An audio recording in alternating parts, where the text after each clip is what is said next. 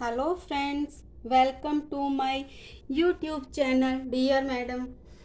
आज हमारा टॉपिक है learn to journal entries.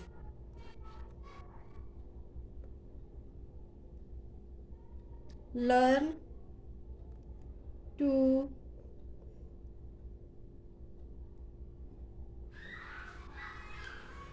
Journal entry.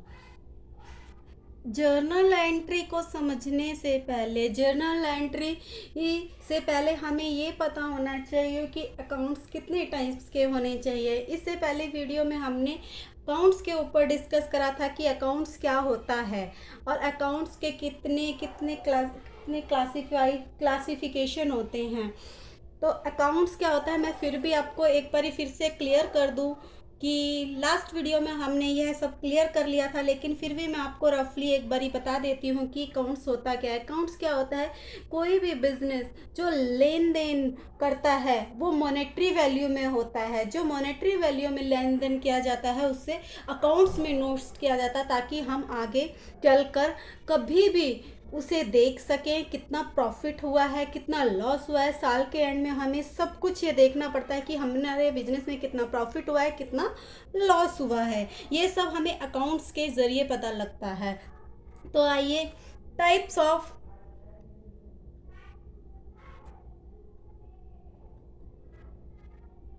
Accounts. Accounts three types के होते हैं, बेसिकली थ्री टाइप्स के होते हैं। First one is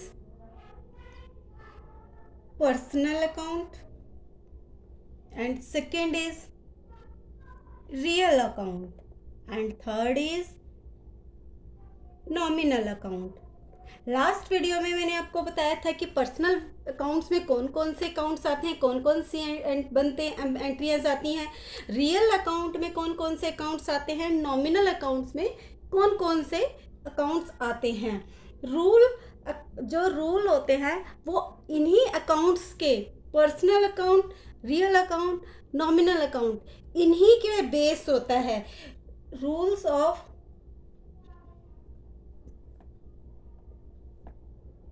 accounting. Accounting का रूल्स क्या है, अकाउंटिंग का रूल क्या होता है। जब तक हमें रूल नहीं पता होगा हम जर्नल एंट्रीज नहीं कर सकते, क्योंकि पर्सनल अकाउंट्स का एक रूल होता है, रियल अकाउंट का एक रूल होता है और नॉमिनल अकाउंट का एक रूल होता है। जब तक हमें ये नहीं पता लगेगा कि कौन सा अकाउंट किस रूल से रिलेटेड है, तो किस रूल से कौन सा रूल यूज़ करना है, तो हम जर्नल एंट्रीज नहीं कर सकते हैं। Rule of personal account. First, कौन सा अकाउंट, जर्नल अकाउंट। ओ पर्सनल अकाउंट। पर्सनल अकाउंट क्या होता है, पर्सनल अकाउंट में एक पर्सन या पर्टिकुलर एक पर्सन के नाम पर जो अकाउंट्स होते हैं उन्हें हम पर्सनल अकाउंट कहते हैं, जैसे Ram, Shyam accounts, bank accounts, capital accounts and drawing accounts. For example इसका रूल क्या होता है, debit the receiver and credit the giver. Personal account का ये रूल होता है, debit the receiver and credit the giver. मतलब जो भी रिसीव करने वाला होगा उसके अकाउंट को हमें डेबिट करना होगा और जो देने वाला होगा उसके अकाउंट को हमें क्रेडिट करना होगा। यह पर्सनल अकाउंट का रूल है। ये पर्सनल अकाउंट में यह चलता है कि जो रिसीव करता है उसका अकाउंट हमेशा डेबिट किया जाएगा और जो देता है, गिवर जो होता है, उसके अकाउंट को हमेशा क्रेडिट किया जाता है। For example, rupees 500 given to Shyam. 500 रुपए शाम को दिए गए।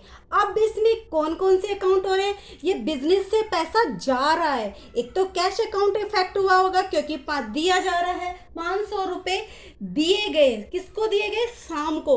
तो कौन कौन से दो अकाउंट होंगे? First one is cash account, क्योंकि कैश बिजनेस से गॉन हो रहा है, जा रहा है। और मिल किसको रहा है? शाम को। शाम इज पर्सनल अकाउंट। शाम क्या है? पर्सनल अकाउंट, क्योंकि पर्सनल इसमें बोला गया है कि जो रिसीवर है, इसमें शाम क्या है? रिसीवर है, इसीलिए इसके अकाउंट को हम डेबिट करेंगे। और कैश क्या है? जा रहा है, इसीलिए क्या है? ये क्रेडिट करेंगे। तो एंट्री क्या बनेगी? Journal entry Shyam account debit to cash account 500 and 500। ये इसका पर्सनल अकाउंट का एक रूल होता है। पर्सनल अकाउंट इसी रूल पर डिपेंड होता है, debit the receiver and credit the giver. Second example हम लेते हैं। 1000 रुपीज रिसीव्ड फ्रॉम राधा। अब इसमें क्या हो रहा है? एक तो कैश अकाउंट हो रहा है कि कैश, और दूसरा क्या है? राधा टू राधा। राधा क्या है? पर्सनल अकाउंट, क्योंकि पर्टिकुलर एक नेम है, इसे पर्सनल अकाउंट कहेंगे। एंड कैश दूसरा कौन सा अकाउंट इफेक्ट हो रहा है? कैश अकाउंट इफेक्ट हो रहा है। तो कैश क्या है? Sorry, from. तो कैश क्या है? कैश आ रहा है, रिसीव्ड फ्रॉम राधा। राधा से हमने रिसीव किया है, तो रिसीवर को क्या करते हैं? हम डेबिट करते हैं। तो कैश अकाउंट क्या हो जाएगा? डेबिट हो जाएगा। And to Radha 1000 debit and credit is 1000। इसमें क्या है? डेबिट क्या है? कैश हो, कैश क्या है? रिसीवर है, इसीलिए इसको डेबिट करेंगे। और राधा क्या है? गिवर है। फ्रॉम राधा, राधा से 1000 रुपीज रिसीव किए गए हैं, इसीलिए debit the receiver and credit the giver. And second is real account. अब रियल अकाउंट का क्या रूल होता है? वो भी अलग है। उस हिसाब से अगर जो रियल अकाउंट है तो उसमें दूसरा रूल लगेगा। रियल अकाउंट होते क्या है? वो अकाउंट जो एसेट्स होते हैं, लॉन्ग टर्म्स एसेट्स होते हैं, जिनके जो अपनी प्रॉपर्टी होती है, इन्वेस्टमेंट होती है, वो क्या होते हैं? रियल अकाउंट होते हैं। रियल अकाउंट का रूल क्या होता है? Rule debit what comes in, debit what comes in, and credit what goes out। Debit what comes in and credit what goes out। इसका मतलब क्या है? डेबिट what comes in, जो डेबिट है, डेबिट किसको करना है? जो आ रहा है। और क्रेडिट किसको करना है? जो जा रहा है। जो क्रेडिट किसको करना है? जो जा रहा है बिजनेस से, और जो आ रहा है उसे हमें डेबिट करना है। फॉर एग्जाम्पल, ये क्या होता है? रियल अकाउंट क्या होते हैं? जो एसेट्स होती हैं। तो क्या है? हम मशीनरी या प्लांट्स कुछ भी खरीद सकते हैं। Bought machinery rupees 10,000 in cash. अब इसमें कौन कौन से अकाउंट इफेक्ट हो रहे हैं? एक तो मशीनरी हो रहा है, एसेट्स अकाउंट हो रहा है, ये रियल अकाउंट हो गया। एंड सेकंड कौन सा हो गया? कैश। कैश अकाउंट हो रहा है इफेक्ट इसका, कि भाई जब हम मशीनरी खरीदेंगे, मशीनरी आएगी तो कैश जाएगा। तो बिजनेस में क्या आ रहा है? बिजनेस में मशीनरी आ रही है, तो डेबिट वर्ड्स कम्स इन, आ क्या रहा है, मशीनरी, तो मशीनरी अकाउंट को हम डेबिट करेंगे।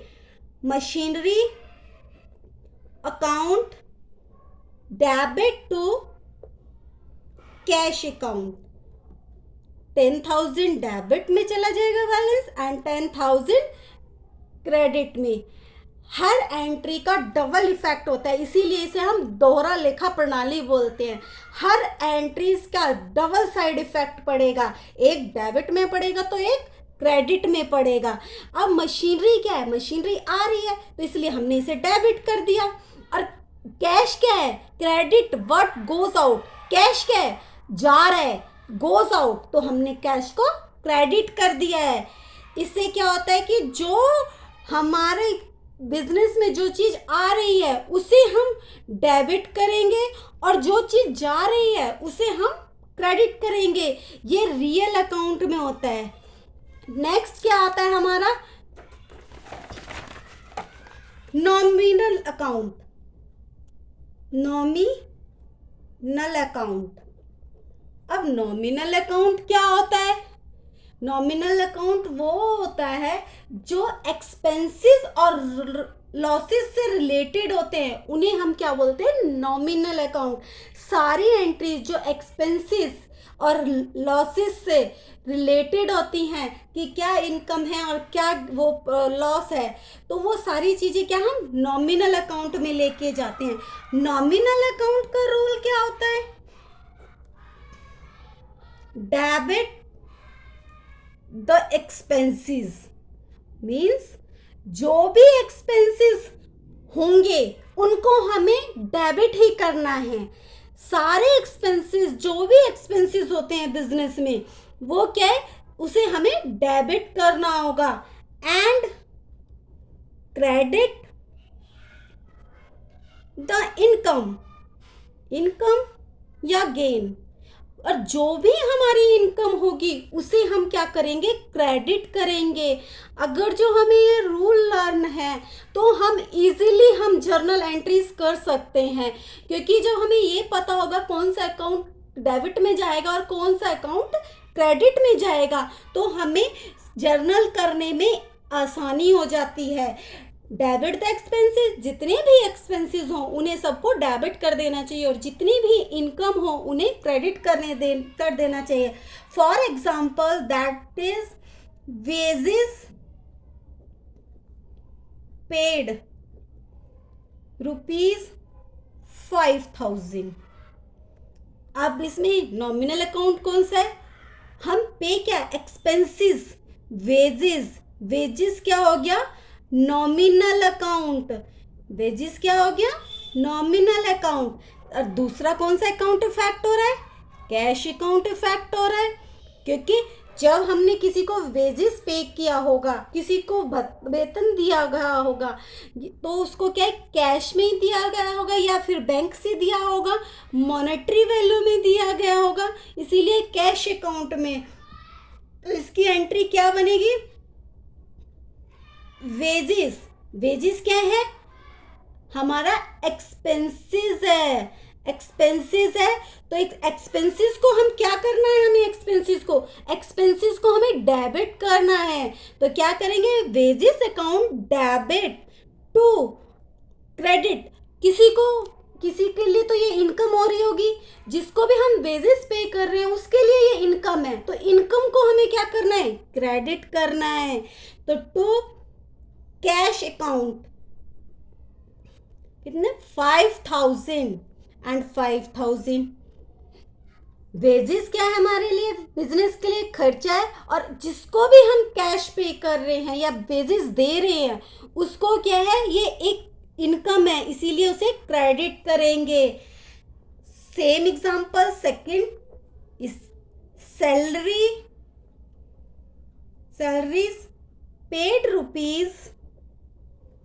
₹20,000, सैलरी पे की जा रही है ₹20,000। तो इसमें टू अकाउंट्स कौन कौन से इफेक्ट होंगे, हमेशा ये चीज याद रखना कि किसी भी एंट्री का हमेशा टू साइड इफेक्ट पड़ता है, सिंगल इफेक्ट्स नहीं पड़ता है। हमेशा दो जगह, दो अकाउंट्स पे इफेक्ट डालती है। कोई भी एंट्री होगी या बिजनेस में कोई भी लेन देन होगा तो दो इफेक्ट डाल लेंगे कि एक तो उसके बिजनेस में कोई चीज आई होगी, उसके बदले कुछ ना कुछ पे किया गया होगा, इसीलिए two side double entry system इसीलिए बोला जाता है इसको। तो फर्स्ट वन क्या है, सैलरी। सैलरी क्या हो गया, नॉमिनल अकाउंट हो गया। एंड कैश पेड, तो सेकंड क्या हो गया, कैश अकाउंट। अब क्या है, एक तो सैलरी अकाउंट में इफेक्ट पड़ा होगा, दूसरा कैश अकाउंट में इफेक्ट पड़ा होगा, एक तो नहीं पड़ रहा, दोनों साइड पड़ रहा है। तो क्या एंट्री बनेगी, इन्होंने बोला है कि एक्सपेंसेस को डेबिट करो, तो डेबिट कर देंगे। Salaries account debit to, credit किसको करना है, जिसको सैलरी पे कर रहे होंगे उसकी इनकम हो रही है, इनकम को क्या है क्रेडिट करना पड़ता है।